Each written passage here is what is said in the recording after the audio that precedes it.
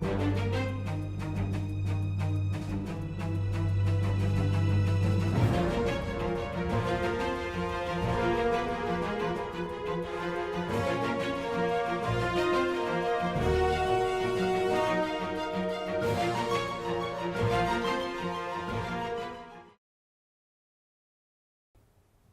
nerds, and welcome to Supergirl, Theories and Conspiracies. I'm Brian from Good Nerd Bad Nerd.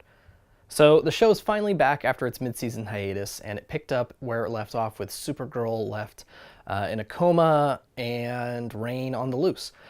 And this was actually a really great episode. It was really fun, and it introduced a lot of stuff that I think is going to play out nicely for the rest of the season. Before we get into the big character introduction this week, that would be Brainiac 5, or Brainy, just a couple things. One, we finally got to see Legion flight rings. These are something that in the Arrowverse itself, we've only seen hinted at once, and that was over on Flash, and this is the first time he time travels. There's all these glimpses of different things, and one of the things we see there is the Legion flight ring. But this is very cool. I'll get to more of them later, but these are used by the Legion so that characters who can't fly can fly. And as you can tell, Mon-El flying and in that final fight. So that was really cool to see that. Next, James. James is literally on the show only to be a love interest. I think that's pretty clear at this point. He's basically given up the Guardian thing, but all in all, James is the worst. And at the end of the episode, when he's trying to write his article on Supergirl defeating Rain and that whole issue with the prison, as he's sitting there struggling over the paper, it looks like he's struggling on like 4th grade math or something. I wish they had a better use for this character. Anytime he's on screen is kind of a cringe. But that being said, let's get into Brainiac 5. His real name is Quarrel Dox. We did get his name mentioned in the previous episode when, I'm pretty sure it was the previous episode, it was one of them where Mon-El's talking about the people on the ship, and Quarrel is one of the guys mentioned. So he is a green-skinned, traditionally, blonde-haired, teenage native of the planet Colu. He's Coluan.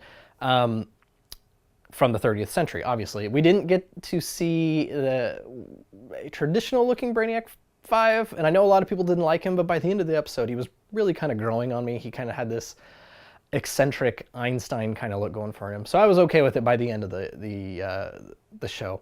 But he believed originally that he was descended from the original Brainiac, but it was later revealed or discovered that he was actually from more directly related to Brainiac 2.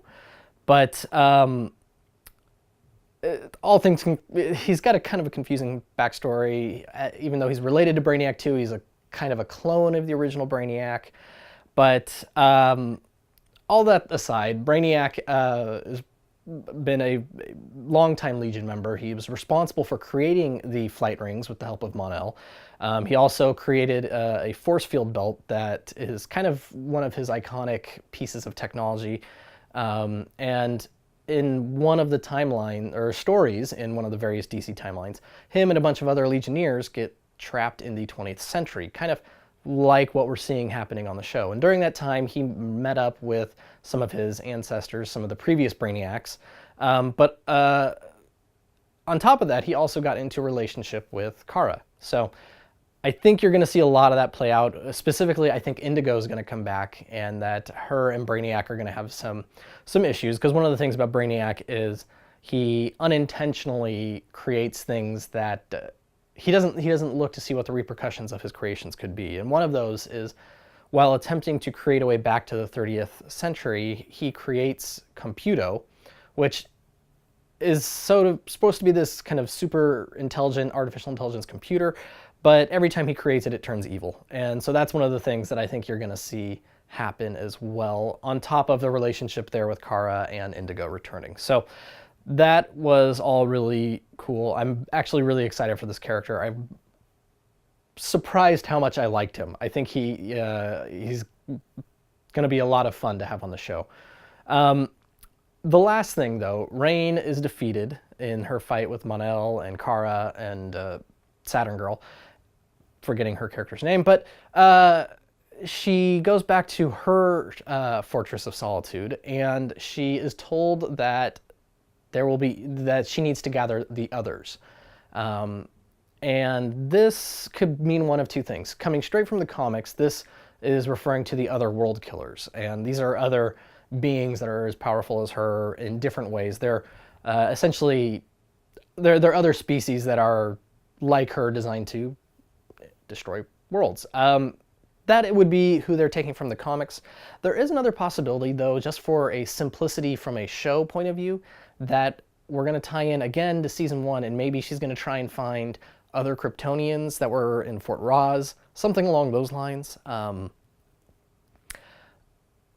could see it going one way or another, that she's going to gather up other kind of villains, make her own team, or that she is going to try and track down these other world killers.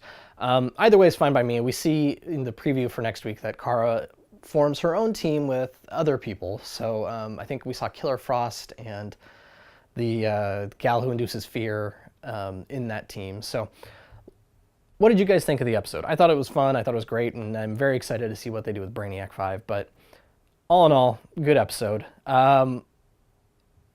Yeah, tell me what you thought down below, and don't forget to check out my other theories. I have one on Flash and Agents of S.H.I.E.L.D. So until next time, guys, this is Supergirl, Theories and Conspiracies.